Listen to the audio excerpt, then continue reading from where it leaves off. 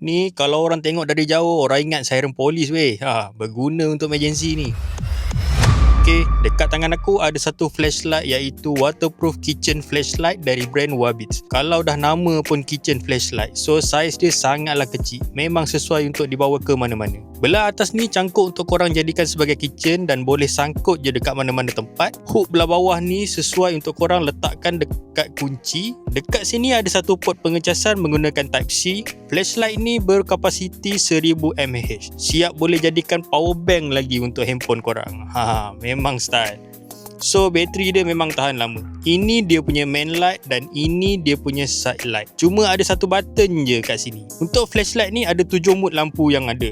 So bila tekan sekali untuk main light super bright, tekan 2 kali untuk main light weak light, tekan kali ketiga untuk main light flashing light, tekan kali keempat untuk main light SOS, tekan kali kelima untuk side light warna putih. Yang ini sesuai untuk pergi camping ataupun memancing waktu malam. Boleh korang gantung kat mana-mana tempat. Tekan kali keenam untuk side light flashing dan tekan kali ketujuh untuk side light red blue flashing. Yang ini ala-ala siren polis tadi tu. Style habis. Lari penjahat kalau nampak lampu ni kan. Dalam box nanti korang akan dapat satu kabel Type-C to Type-C dan satu user manual. Okey, nak tahu padu ke tak padu? Jom kita try kat tempat yang gelap.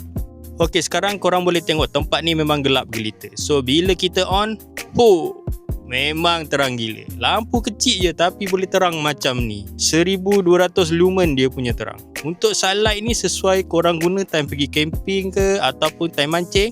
Tinggal sangkut je kat mana-mana tempat. Okey, yang ini paling best. Boleh buat lampu emergency kalau berlaku apa-apa kecemasan. Best gila kan? Lampu kecil tapi macam-macam function boleh buat. So macam mana?